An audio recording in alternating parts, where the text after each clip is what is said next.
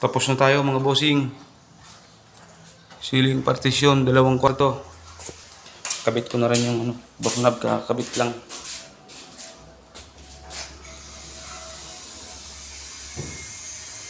Unit. Tapos na tayo.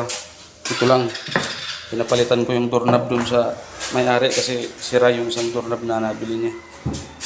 Naantay na lang natin dumating para maikabit yan.